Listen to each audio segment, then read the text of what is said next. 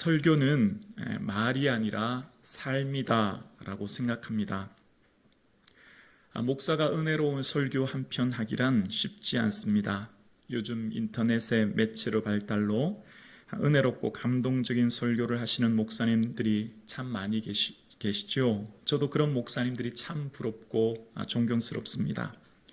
그런데요, 설교 잘 하는 것보다 더 어려운 것이 있습니다. 바로 설교한 대로 사는 것입니다. 설교 잘 하는 것보다 설교한 그대로 살아내는 것이란 훨씬 더 어렵고 힘든 일입니다. 그래서 설교는 말이 아니라 삶 그 자체입니다. 그래서 목사는 단순히 예수님께서 하신 일을 말하는 사람이 아니라 예수님을 위해 살아가는 사람입니다. 자신이 설교한 대로 살아야 합니다. 성도님들을 가르치기 전에 먼저 자신의 가르침을 받아야 합니다. 은혜를 끼치기 전에 먼저 자신이 은혜를 받아야 합니다. 그렇지 않으면 바리새인들처럼 외식하는 자가 됩니다. 사실 목사는 말만 잘하는 말보다 삶이 중요하기에 이중적이고 보여주기 위한 인생을 살 위험이 참 많습니다. 그래서 설교 목사는 강단에서 보여지는 1시간보다 보이지 않는 23시간이 더 중요하고 그 보이지 않은 시간을 어떻게 살아가느냐가 훨씬 더 중요합니다. 사람의 눈을 속이는 것은 참 쉽습니다. 그러나 결코 속일 수 없는 분, 바로 하나님이 계십니다. 하나님 앞에서의 삶을 살아가는 것, 그것이 바로 목사의 삶이 되어야 된다 생각합니다. 여러분, 예수님에게 가장 위험한 적은 누굴까요? 예수님의 마음을 가장 아프게 하는 사람은 누굴까요? 바로 목사다 생각합니다.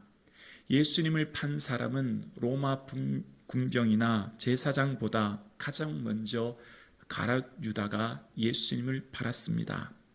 목회를 아무리 열심히 해도 그 목적이 예수님의 영광이 되어야 하는데 자신의 영광이 되면 결국 성도들을 이용한 것밖에 되지 않기 때문입니다.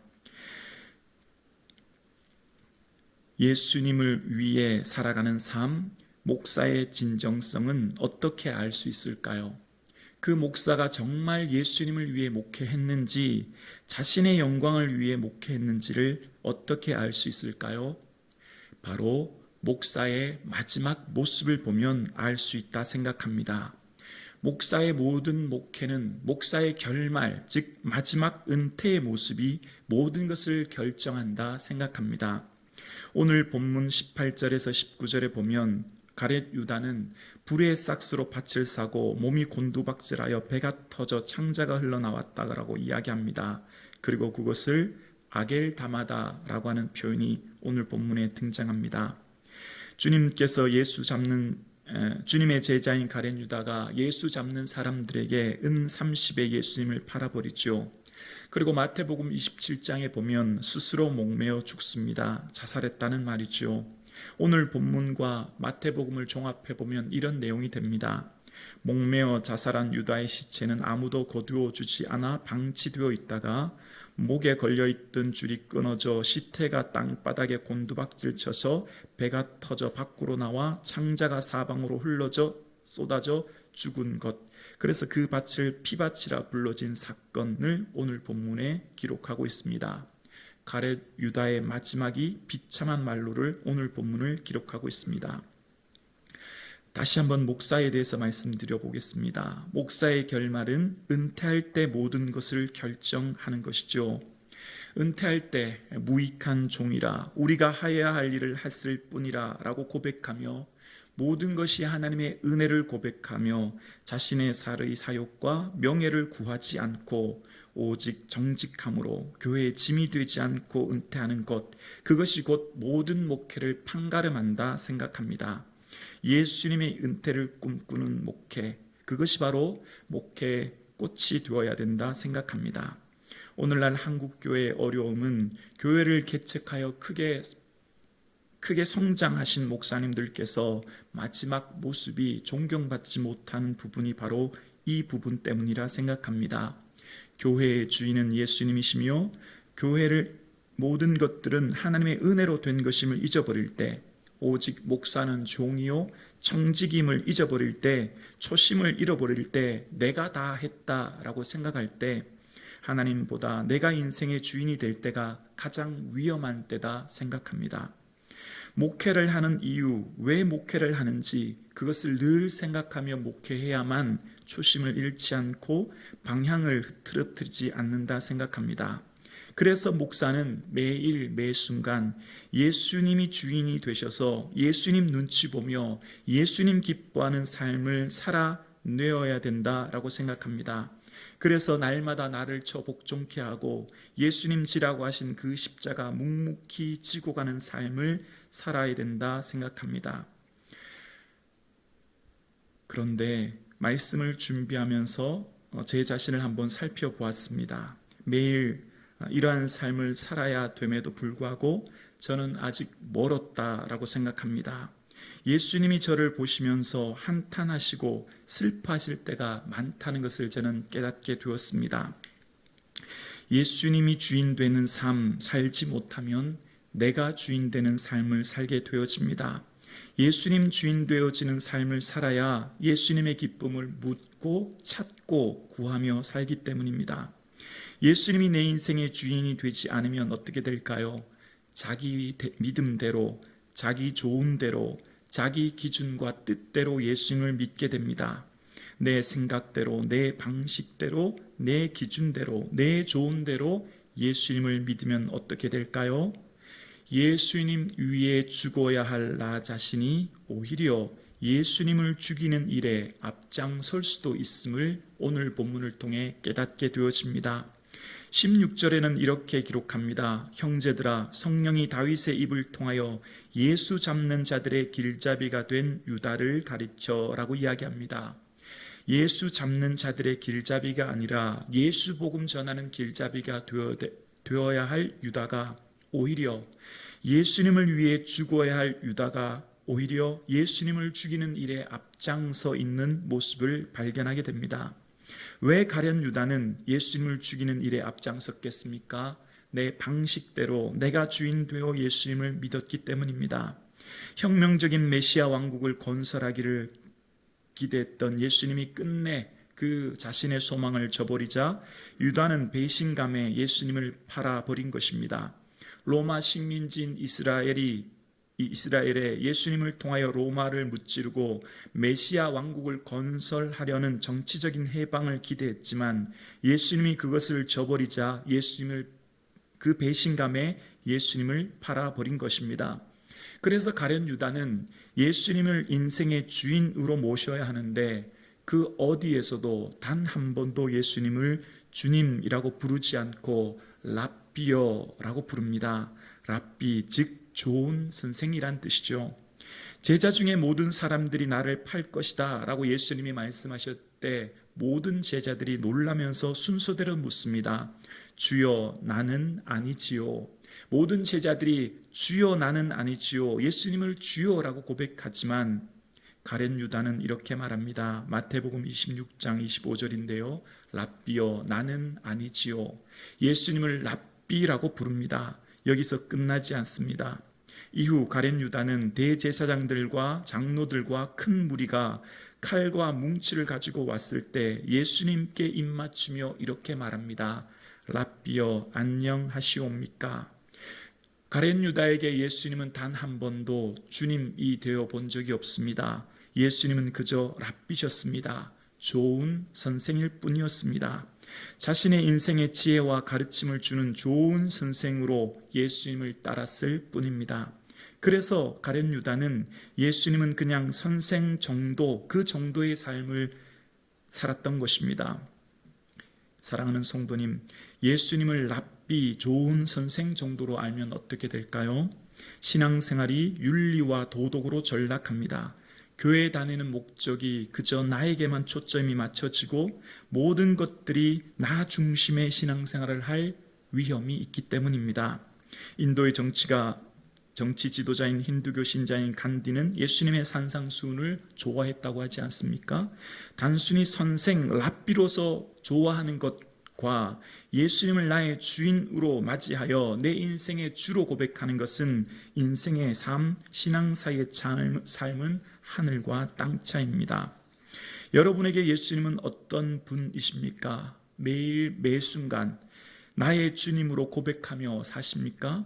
하루를 시작하며 마칠 때까지 예수님을 얼마나 생각하십니까? 일주일에 한 번 주일 예배 드릴 때 잠깐 생각하고, 예배당에서 기도 드릴 때, 찬송 드릴 때 잠깐 예수님 생각하고, 예수님은 이 예배당, 이 성전에 갇혀 계신 분은 아니신지요?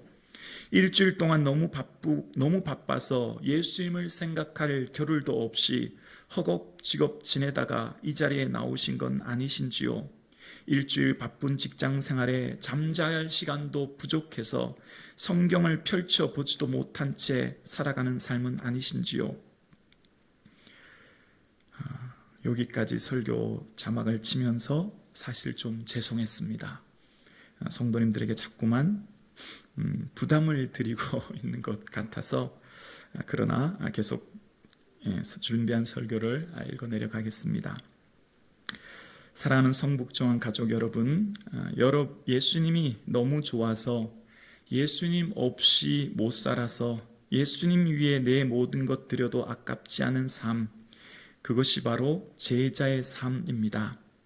예수님을 믿고 보니 그동안 내가 좋아하는 모든 것이 바뀌는 고백, 그것이 바로 예수님 믿는 삶이지요. 예수님이 너무 좋아서 흥얼거리는 노래가 찬양이 되고요, 예수님이 너무 좋아서 생각하는 그 생각이 기도가 되고요, 예수님이 너무 좋아서 하는 말과 행동이 전도가 됩니다. 그래서 이제는 예수님이 너무 좋아 목숨까지 내어드리는 삶, 그것을 우리는 순교라고 합니다. 이 모든 것은 어디에서 시작합니까? 바로 예수님과의 바른 관계, 예수님과의 사귐, 예수님을 나의 주인으로 고백할 때 비로소 시작됩니다. 예수님 믿어 복 받는 것 맞습니다. 예수님께서도 복음서에 병자를 고치시고 가난한 자를 먹이셨기 때문입니다. 그런데 나 중심의 신앙생활에서 머물러 있으면 안 됩니다. 성장해야 합니다. 믿음의 분량이 장성해 가야 합니다. 예수님을 알아가는 지식이 자라나야 합니다. 그래서 예수님을 믿고 보니 예수님의 주신 은혜가 너무나 크고 많아 이제 예수님 위에 사는 삶을 살아야지요. 사실 오늘 본문은 조용히 넘어가고 싶었습니다. 하필 가룟 유다의 이야기가 기록되어 있고 좀 읽으면 마음이 부담스러운 내용이었기 때문에 일주일 동안 세상 속에서 살아가는 성도님들이 얼마나 힘들고 지치고 어려울까를 생각하면서 위로의 말씀을 전해드리고 싶은 것이 제 마음이었고요. 그래서 오늘 본문은 조용히 뛰어넘고 싶었습니다. 그런데 다시 한번 본문을 보면서 이런 감동이 들었습니다. 제가 제 삶의 우상은 성도님이 아니었던가라고 하는 생각이었습니다. 제 삶에 하나님을 첫 번째로 모시고 하나님이 말씀하시는 그 말씀을 성도님을 향한 그 계획과 뜻을 전해드려야 하는데, 저는 성도님들을 향한 간구와 소원이 첫 번째였고 하나님은 뒷전이었다는 것을 생각하고 깨닫게 되었습니다. 그러니까 말씀을 준비할 때 이 말씀을 전했다가 성도님들이 상처받으면 어떻게 하나, 성도님들의 마음이 무거우면 어떡하나, 늘 그것을 염두에 두고 설교를 준비했던 제 자신을 발견하게 되었습니다. 그런데 그것은 결코 주님이 기뻐하지 않는다고 하는 것을 생각하게 되었습니다. 설교는 음식이라고 생각합니다. 목사가 음식을 준비하는 요리사로 늘 죽과 같이 입에 달고 부드럽고 맛있는 것만 먹이면, 즉 저주로만 먹이면, 밥을 먹지 않으면 신앙이 성장할 수 없음을 생각하게 되었던 것입니다. 영적으로 굳건해지고 믿음 안에 설기 위해서는 온실 속의 화초가 아니라 비바람이 몰아치고 태풍이 불어쳐도 굳건하게 서 있을 수 있는 힘, 그것은 바로 심령의 강건함부터 시작되고, 그것은 바로 말씀을 올바로 깨닫는 것으로부터 시작된다는 것을 깨달았기 때문입니다. 복음서에 이야기했던 가룟 유다를 왜 예수님은 오늘 사도행전 초대교회의 첫 시작을 알리시면서 그 준비로 다시 한번 가룟 유다의 이야기를 하고 계실까요? 그냥 다른 제자의 수 한 명 보충했다라고 하시면 우리도 마음이 편할 텐데, 왜 굳이 예수님, 이 성령님께서는 굳이 가룟 유다의 얘기를 이렇게 자세히 또 기록하고 계실까요? 예수 믿는 것, 예수님 주인 되는 인생 살아라 하는 것 아니겠습니까? 그리고 마지막까지, 끝까지 잘 믿으라는 것 아니겠습니까? 예수 믿고 구원 얻는 삶이 그리 호락호락하지 않음을, 끝까지 믿음을 지키는 것이 얼마나 어려운 것임을 가룟 유다를 통해서 깨닫게 되어집니다. 그래서 저는 오늘 말씀을 준비하면서 사도 바울의 고백이 기억났습니다. 내가 내 몸을 쳐 복종하게 함은 내가 남에게 전파한 후에 내가 오히려 버림이 당할까 두려워함이라. 내가 예수님을 전한다고 하면서 예수님을 전하고 복음을 전하는 목사인 제가 날마다 내 자신을 쳐 복종하게 하지 않으면 오히려 내 자신이 버림을 당할까 두려워하며 살아가는 삶을 살아야 되겠다 다짐하게 되었습니다. 여러분, 가룟 유다는 왜 예수님을 팔았다고요? 내 인생의 주인이 나였기 때문에 내 생각, 내 방식대로 예수님을 믿었기 때문입니다. 그래서 그 중심의 핵심에는 구원의 은혜에 대한 가치를 깨닫지 못했습니다. 사도로 불러주신 것, 구원하여 주신 것을 값싼 은혜로 여겼던 것입니다. 그것이 얼마나 가치 있고 귀한 것임을 그는 놓치고 있었기 때문입니다. 당장 눈에 보이는 은 30이 더 귀하게 여겨졌기 때문입니다.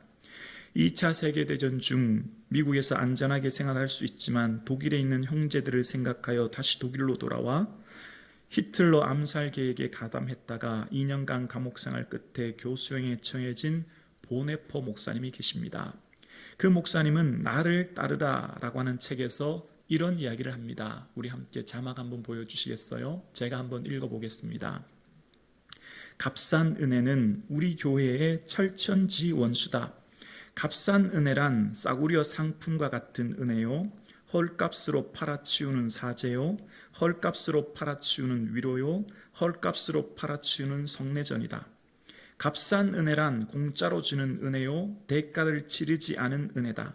값싼 은혜란 회개가 없는 사죄요, 건증이 없는 세례요, 죄의 고백이 없는 성만찬이요, 개인의 참회가 없는 용서다라고 이야기합니다. 값싼 은혜는 교회의 원수다라는 거예요. 왜냐하면 우리에게 주신 귀한 구원의 은혜, 하나님을 향해 살아가는 이 사랑이 얼마나 귀한지를 모르고 싸구려 상품처럼 취급한다라고 이야기합니다. 우리에게 주신 은혜를 싸구려 상품으로 여긴다는 거예요.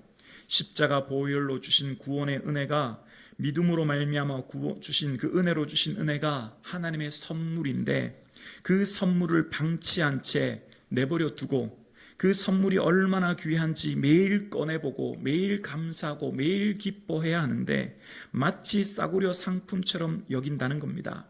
오늘 우리의 삶에 여러분, 물에 빠진 사람 보따리 내놔라라고 하는 것처럼 우리는 구원 얻은 것이 얼마나 크고 감사한데 구원의 은혜가 퇴색된 채 당장의 이 땅의 복만을 구하고 있는 우리 자신은 아닌지를 한번 생각해 보아야 합니다. 구원이 얼마나 가치 있고 귀한 것임을 다시 한번 생각해 보아야 합니다. 그래서 교회는 끊임없이 천국과 지옥에 대해서 설교하고 말해야 됩니다. 흑암의 건세에서 건져내사 그 사랑의 아들의 나라로 옮기신 은혜, 영원한 지옥의 고통에서 죽어야 할 나를 구원하신 은혜가 얼마나 귀한지를 깨달아지고 경험되어지는 것. 그래서 그 구원이 얼마나 귀한지를 알 때 내 인생이 비로소 새로워지는 것입니다. 여러분, 오늘 한번 드리는 이 예배가 얼마나 가치 있는 것일까요? 얼마를 줘야 이 예배를 드릴 수 있을까요? 이 예배를 돈으로 환산한다면 얼마쯤 될까요? 감히 돈으로 환산할 수 없겠지요. 3억, 30억, 300억을 주고도 이 예배하고는 맞바꿀 수 없을 것입니다. 우리에게 참으로 귀한 것은 하나님을 예배하는 삶이며 우리에게 주신 구원의 은혜를 노래하고 찬양하고 감사하는 삶인 줄로 믿습니다. 사랑하는 성도님, 오늘 우리의 삶에 주신 이 구원의 은혜와 감격이 매 순간마다 넘칠 수 있기를 주의 이름으로 축원합니다. 가룟 유다의 인생을 살펴보면서 복음서에 보니까 가룟 유다에게 사단이 들어가니라고 하는 누가복음 22장을 보게 되었습니다. 그래서 조금 더 가룟 유다를 살펴보니 요한복음에는 그런 말이 이런 말씀이 기록되어 있죠. 가룟 유다의 마음에 예수 팔려는 생각을 넣었더라. 여러분, 우리의 삶의 믿음은 내 마음을 지키는 힘이 되어야 합니다. 매일매일 하루하루 살아가는 저와 여러분의 삶 속에 수많은 생각들이 여러분을 괴롭히고 사단이 여러분의 마음을 공격하기 때문입니다. 그래서 어떻게 하나 낙심하게 하고 나는 원래 안 돼, 내가 뭘 하겠어, 나 같은 인생이 어떻게 하겠어 라고 하는 패배감에 사로잡히게 하고 그 연약함 속에 타인의 말로 통해서 상처받게 하고 아파하게 한다는 것입니다. 여러분, 일주일 동안 여러분 마음속에 어떤 생각을 많이 하셨습니까? 일주일 동안 여러분 늘 평안하고 기쁨이 넘치셨습니까? 아니면 문득 나도 모르게 불안과 근심, 염려의 생각들이 여러분을 덮쳤습니까?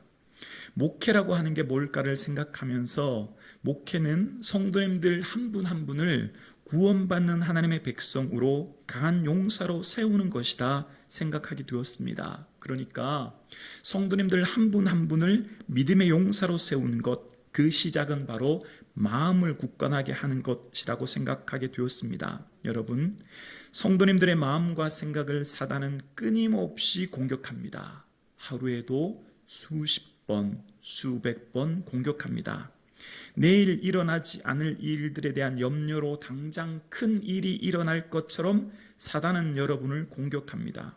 이것이 안 되면 과거의 어떤 사람과의 관계 속에 있었던 분노로 인하여 어디 한번 두고 보자 라고 하는 분노를 품게 하는 생각으로 우리를 공격합니다. 이것도 아니라면 이번에는 내 마음을 아프게 하고 상처 주었던 말들을 생각하게 합니다. 그래서 그것을 통해서 나를 아프게 합니다. 이것도 아니면 과거에 대한 후회로 우리를 또한 끊임없이 공격합니다. 그때 이런 결정했으면 좋았을 것을 이라고 생각하면서 후회하여 과거에 얽매인 삶을 살게 합니다. 그러니까 사단은 끊임없이 성도님들의 마음을 공격하여 낙심하게 한다고 하는 것을 생각하게 되었습니다. 마음이라고 하는 것이 나무의 줄기라면 생각은 그 나무에서 뻗어나온 가지라고 할 수 있죠. 그러니까 여러분의 마음을 지키지 않으면 그 마음 속에서 수많은 생각들이 솟아나고 그것을 방치할 때 나도 모르게 우리는 눈물과 고통과 아픔으로 이루어진 한탄의 고백을 할 수밖에 없는 순간이 다가온다는 겁니다. 그래서 말씀을 준비하면서 제가 제 나름대로 이렇게 두 가지를 한번 정의해 보았습니다. 첫 번째는 생각의 방패입니다. 우리의 삶에 마음과 생각을 지키는 방패가 있어야 우리의 적인 사단이 나를 공격할 때 막아낼 수 있지 않습니까? 그 방패를 저는 이렇게 정의해 보았습니다. 여러분, 매 순간 끊임없이 고백해야 될 말이 있는데요. 바로 너는 내 사랑하는 아들이요 내 기뻐하는 자다라고 하는 고백입니다. 우리 한번 고백해 보실까요? 너는 내 사랑하는 아들이요 내 기뻐하는 자라. 이 말씀, 이 고백을 끊임없이 고백하는 거예요. 너는 내 사랑하는 아들이요 너는 내 사랑하는 딸이요 내 기뻐하는 자라. 눈을 뜨는 순간부터 눈을 감는 순간까지 생각만 나면 늘 이 말씀을 되뇌이는 거예요. 그러니까 내 마음, 내 생각을 지키는 방패는 예수님이 나를 얼마나 사랑하고 귀히 여기시는지를 생각하는 거예요. 그래서 내 마음에 사단이 공격하지 못하게, 염려와 근심과 불안과 우울이 나를 넘어뜨리지 못하게 내 속으로 늘 항상 너는 내 사랑하는 아들이요 내 기뻐하는 자라. 운전하면서도, 길을 걸으면서도, 설거지를 하면서도, 출근하셔도 우리의 모든 고백이 이 고백으로 이루어질 수 있기를 주의 이름으로 축원합니다. 이 고백을 혹시 놓쳤다면 두 번째는 생각에 무기가 있어야 된다 생각합니다. 나도 모르게 이미 내 마음에 염려와 근심과 분노와 우울의 마음이 가득해 있다면 그냥 방치하면 안 됩니다. 그냥 그것을 지켜보면 안 됩니다. 그냥 그것을 보고 어떻게 할 수 없지라고 점점 그 염려에, 근심에, 두려움에 빠져 방치하면 안 됩니다. 두 번째는 예수 이름으로 명하노니 염려는 떠나가라 외치는 것입니다. 이것이 바로 마음의 무기가 되는 것이죠. 지금 내 마음의 염려를 보셨습니까? 근심을 보셨습니까? 우울을 보셨습니까? 두려움을 보셨습니까? 아, 슬프다. 사는 게 숨막히고 지친다. 나는 이제 내일에 대한 소망이 없다 생각이 드십니까? 숨쉬기조차 힘이 들다고 하는 절망 속에 내 마음을 사로잡고 있는 것을 보십니까? 그러면 방치하지 마십시오. 그대로 내 마음을 두지 마십시오. 그럴 때 꼭 기억하십시오. 예수 이름으로 명하노니 염려는 떠나가라. 외칠 수 있기를 주의 이름으로 축원합니다. 이것이 우리의 무기가 될 것입니다. 이것이 우리의 단검이 될 것입니다. 이 말씀이 우리에게 힘이 될 것입니다. 그래서 여러분이 숨막히고 지치고 고통스러운 그 순간 예수 이름 붙들고 의지하고 외칠 때 사단의 모든 어둠과 그 권세는 떠나갈 줄로 믿습니다. 그래서 성도는 항상 생각의 작은 미동을 잘 감지해야 됩니다. 마치 거미줄의 작은 미동에 거미가 먹을 것을 찾으러 오는 것처럼 여러분 반복되는 생각을 잘 유의하고 주의하셔야 합니다. 여러분이 어떤 생각을 많이 하시는지를 늘 잘 살피셔야 합니다. 그리고 어떤 때, 그러니까 그 시간, 어떤 때 나쁜 생각이 많이 들어오는지를 주의하셔야 됩니다. 꼭 그 때가 있습니다. 타이밍이 있습니다.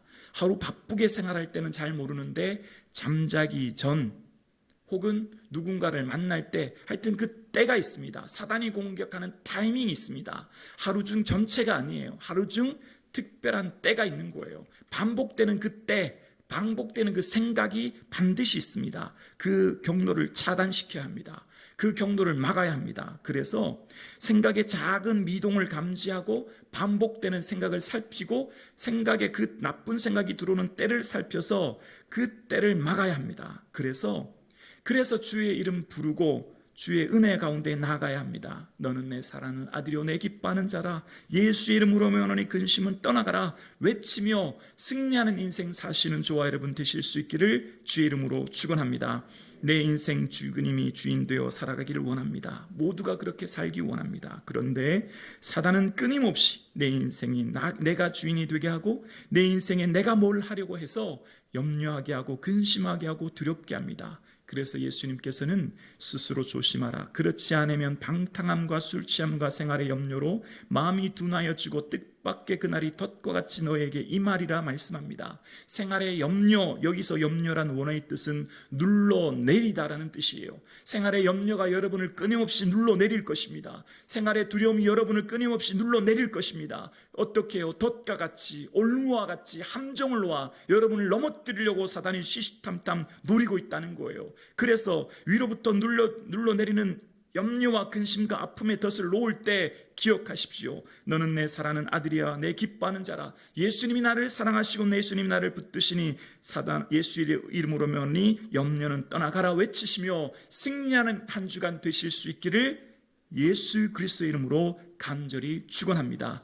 그래서 내 인생의 주인은 예수님을 고백하는 행복한 삶 사시는 한 주간 되실 수 있기를 주의 이름으로 축원합니다.